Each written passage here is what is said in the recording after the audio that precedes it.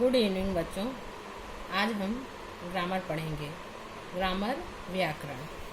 Grammar व्याकरण क्या होता है? ग्रामर जिस विद्या से किसी भाषा को शुद्ध शुद्ध पढ़ना, लिखना और बोलना सीखा जाता है उसे उस भाषा का व्याकरण कहते हैं।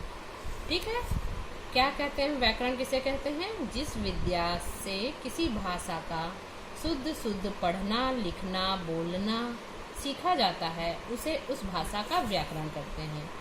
लेटर, अक्षर, इसको वर्ण भी बोलते हैं। अक्षर को हम वर्ण भी बोलते हैं। अक्षर संकेत लिपि को कहते हैं। विभिन्न भाषाओं में इनकी संख्या भिन्न भिन्न होती है। अंग्रेजी भाषा में इसकी कुल संख्या 26 है। इनके समूह को वर्णमाला कहते हैं। वर्णमाला को इंग्लिश में हम अल्फ़ाबेट कहते हैं, है ना? समझ में आया? क्या अक्षर संकेत लिपि को कहते हैं। विभिन्न भाषाओं में इनकी भिन्न भिन्न संख्या होती है। अंग्रेजी भाषा में कुल संख्या 26 है। इन समूह को वर्णमाला कहते हैं या इंग्लिश में अल्फ़ाबेट कहते हैं। अक्षर भेद, काइंड्स ऑफ लेटर। बनावट के अनुसार दो प्रकार के होते हैं। दो प्रकार के कैसे कैसे होते हैं? Capital letter, small letter.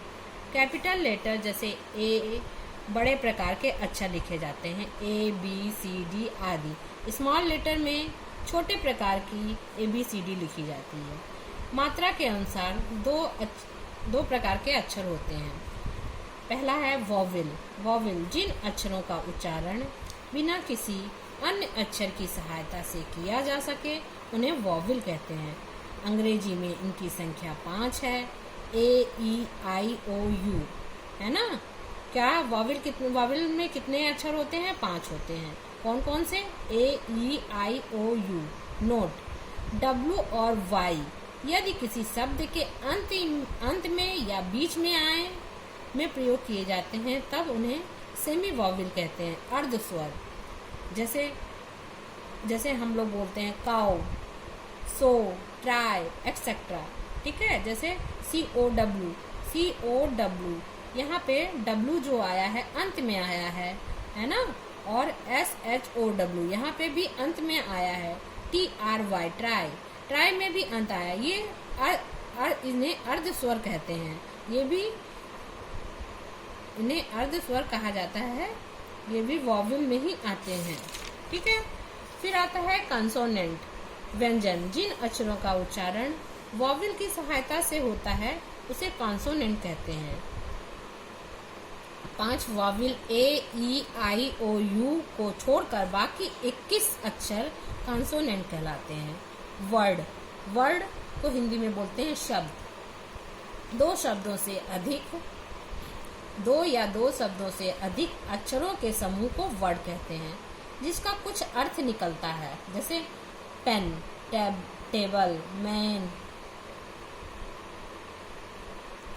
जिससे किसी वस्तु का बोध होता है उनको हम शब्द कहते हैं। पेन, टेबल, चाक, डस्टर, इस प्रकार। नोट, किसी भी शब्द में स्वर का आना आवश्यक है तथा व्यंजन का आना भी, कॉन्सोनेंट अक्षरों का भी आना आवश्यक होता है। सेंटेंस, सेंटेंस को हिंदी में वाक्य कहते हैं। 2 या 2 से अधिक शब्दों के समूह को वाक्य कहते हैं। जिससे पूरा अर्थ निकले। जैसे Ram Yeats bread, Ram bread खाता है। ठीक है। परहैप्स, शब्द समूह या वाक्यांश, शब्दों का ऐसा समूह जिससे कुछ अर्थ निकले लेकिन उससे पूरी बात का ज्ञान ना हो सके। जैसे on account of a man, on account of a man, of rain while.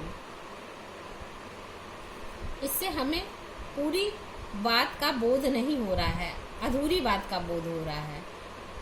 आज हम लोग यहीं तक पाठ को समाप्त करते हैं। आपका होमवर्क है कि आप वॉवेल कितने होते हैं वो लिखना है और व्यंजन कितने होते हैं उनको लिखना है। और हम अक्षरों को इंग्लिश में कैसे लिखते हैं ये हम आपको दे रहे हैं, ये अपनी कॉपी में इसे लिखिए।